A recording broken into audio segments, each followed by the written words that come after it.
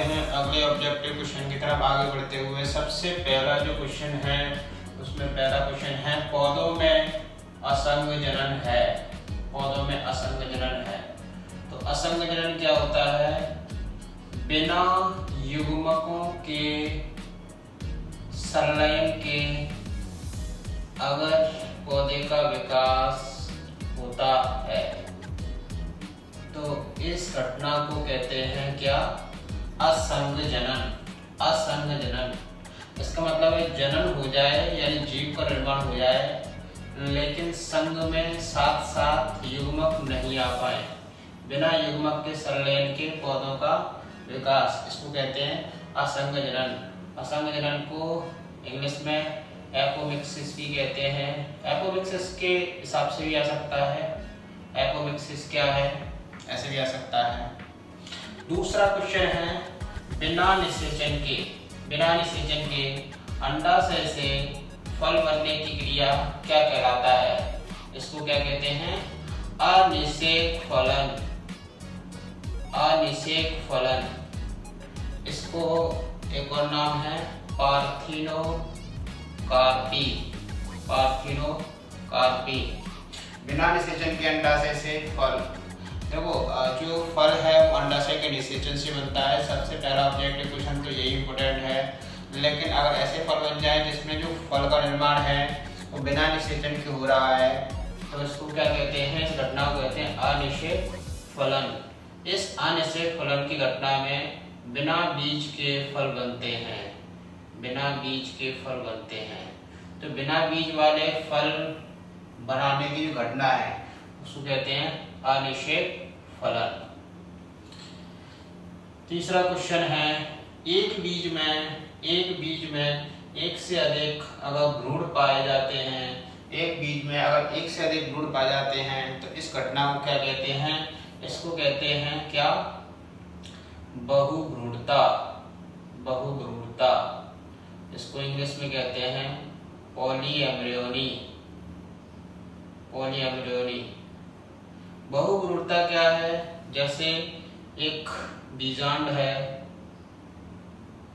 ये बीजांड है, तो वैसे भ्रूण का जो निर्माण है वह कैसे होता है? यहाँ पर एक कोशिका पाई जाती है, इसको कहते हैं अंडकोशिका। अंडकोशिका। इस कोशिका के निषेचन से किसका निर्माण होता है? भ्रूण का। तो इस कोशिका से भ्रूण का निर्माण होता है, लेकिन ऐसा हो जाए यहाँ पर ये कोशिका भी भ्रूण का निर्माण करे, ये कोशिका भी भ्रूण का निर्माण करे, ये कोशिका, इस तरह से बहुत सारे भ्रूण बन जाएंगे और इस तरह की जो घटना है इसको कहते हैं बहुभ्रूणता। क्या? बहुभ्रूणता। अगला क्वेश्चन है बीजांडकाय। बीजांडकाय। बीजांडकाय कोशिका से भ्रूण कोश का विकास क्या कहलाता है? बीजांडकाय कोशिका से भ्रूण कोश है ये, उसका विकास कहलाता है। तो इसको कहते हैं क्या? अपबीजाणुता। अपबीजाणुता। अपबीजाणुता।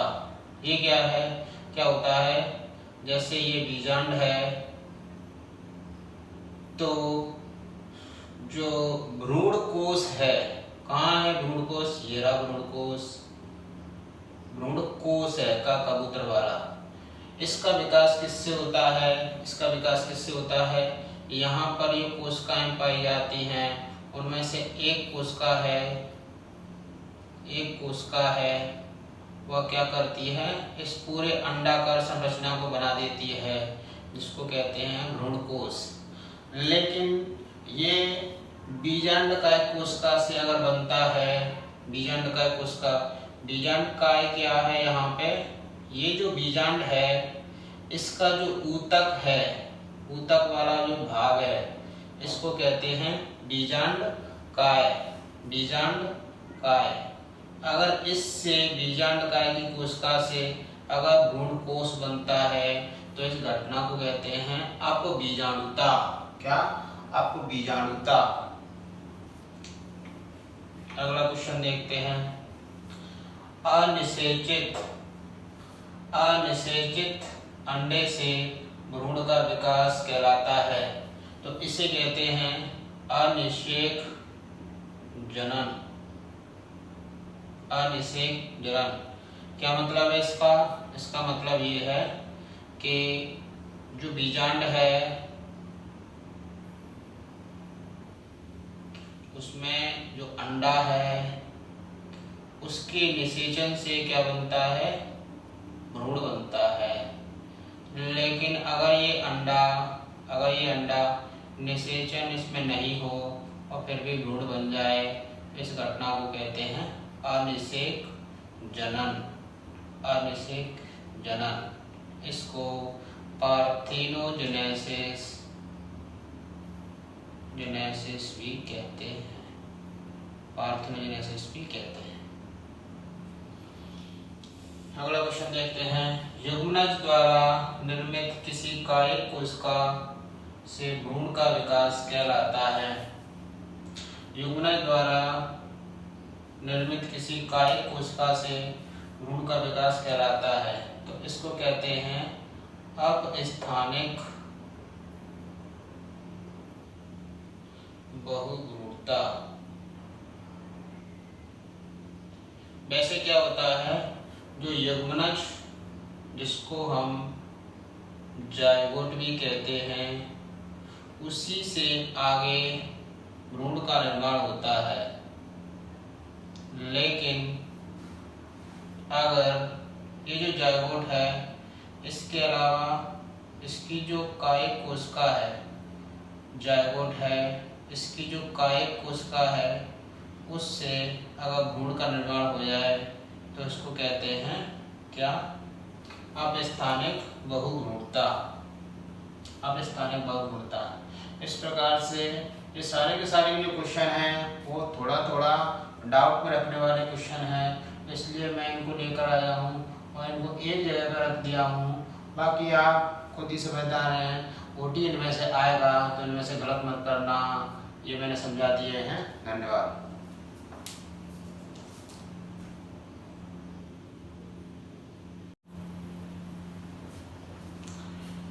अब ये हमारा टॉपिक है, यहाँ से क्वेश्चन कैसे आएगा देखिए। बढ़ावा, किसको बढ़ावा, किसको सपोर्ट करना है? स्वपरागण और परपरागण को बढ़ावा देने वाले जो तत्व हैं, जो घटनाएं हैं, उनको देख लेते हैं। स्वपरागण होने के लिए पुष्प का कैसा होना चाहिए? द्विलिंगी होना चाहिए। द्विलिंगी का मतलब है नर और मादा जो जननांग है वह एक ही पुष्प में होना चाहिए। द्विलिंगी का मतलब होता है नर तथा मादा जो अंग है वो एक ही पुष्प में होना चाहिए। तो पुष्प द्विलिंगी होगा तो स्वपरागण होगा। फिर परपरागण में इस तरह से क्या होना चाहिए? परपरागण के लिए पुष्प का एक लिंगी होना जरूरी है। एक लिंगी का अर्थ है कि नर जो पुष्प है वो अलग और मादा जो पुष्प है वो अलग। तो मादा अलग है और नर पुष्प है वो अलग है। अलग अलग होगा तो क्या होगा? परपरागण। अगला, स्वपरागण होने के लिए जो नर तथा मादा जननांग है उनका जो काल है, उनका जो समय है, उनके पकने का जो समय है, परिपक्वता का जो समय है वो एक ही होना चाहिए। एक ही होना चाहिए। तो क्या होगा? स्वपरागण। इससे क्या? स्वपरागण को बढ़ावा मिलेगा। स्वपरागण को बढ़ावा मिलेगा। स्वपरागण को बढ़ावा मिलेगा। परपरागण के लिए क्या होना चाहिए? भिन्न काल पक्वता। अलग अलग जो समय है उस पर अगर पुष्प के जो जनन अंग है वो परिपक्व होते हैं तो इससे बढ़ावा मिलेगा किसको? परपरागण को। नर जननांग अलग परिपक्व हो रहे हैं, मादा जननांग अलग अलग समय पर परिपक्व हो रहे हैं, इससे परपरागण को बढ़ावा मिलेगा और स्वपरागण को इससे क्या है? रुकेगा। स्वपरागण रुकेगा, परपरागण इसको बढ़ावा मिलेगा। इसी प्रकार से स्वबंध्यता, इसको लिख देते हैं पहले। अगला पॉइंट है क्लिस्टोगेमी। क्लिस्टोगेमी का मतलब क्या है? वे पुष्प जो कभी खुलते नहीं है, अगर खुलेंगे नहीं, पुष्प खुलेंगे नहीं तो बाहर से कोई कीड़ा है, कीट है, कैसे आएगा? और कीट नहीं आएगा तो क्या होगा?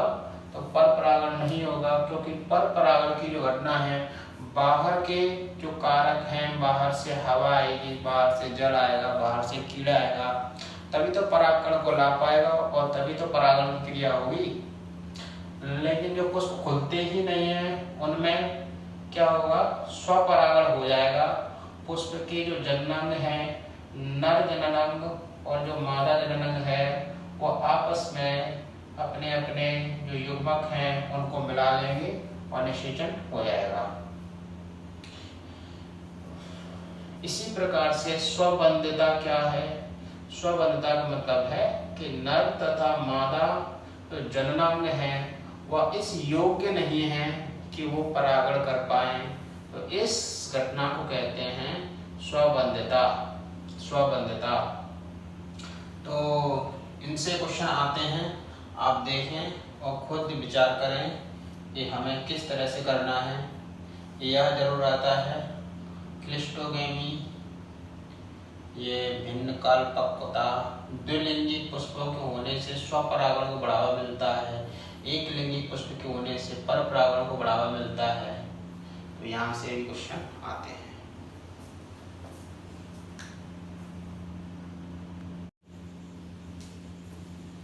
नमस्कार, आइए टॉपिक को क्लियर करते हैं। टॉपिक में 3 शब्द हैं, पोरोगेमी, मीजोगेमी और चलाजोगेमी। क्या है ये? आइए जानते हैं। सबसे पहले हम बीजांड बनाते हैं। बीजांड, ये जो बीजांड है वो किसके अंदर रहता है? किसके अंदर रहता है? ये रहता है किसके? स्त्री केसर के। स्त्री केसर का जो सबसे ऊपर का जो भाग है, इसका नाम है वर्तिकाग्र। इस वर्तिकाग्र पर क्या होता है? बाहर से जो परागकण है वो इधर आते हैं, परागकण आते हैं, और इस परागकण में से क्या निकलती है? पराग नलिका। ये जो पराग नलिका है उसको प्रवेश करना है कहाँ पे? बीजांड के अंदर। तो इसके 3 रास्ते हो सकते हैं। कहाँ पे? पोरोगेमी, मीजोगेमी और चलाजोगेमी। कैसे? वो चाहे तो यहाँ से एंटर कर सकती है। इस जगह का नाम है, इसका नाम है चलाजा। यहाँ से एंटर, यहाँ से प्रवेश कर सकती है। वह यहाँ से प्रवेश कर सकती है, इसको कहते हैं अध्यावरण, यहाँ से प्रवेश कर सकती है। और तीसरा वो यहाँ से प्रवेश कर सकती है, कहाँ से? बीजांड द्वार से। तो बस यही रास्ते हैं। अगर वो चलाजा से अगर आएगी तो इसको कहेंगे क्या? चलाजोगेमी। अगर वो अध्यावरण से आएगी तो इसको कहेंगे मीजोगेमी। और अगर ये बीजांड द्वार से आएगी तो इसको कहेंगे पोरोगेमी। तो ये वाला क्वेश्चन है। फिर उसके बाद क्या होगा? जब परागनलिका जब बीजांड में प्रवेश कर जाएगी तो उसके बाद आपको पता है जो निषेचन की घटना होने वाली है। टॉपिक क्लियर हो गया होगा। धन्यवाद।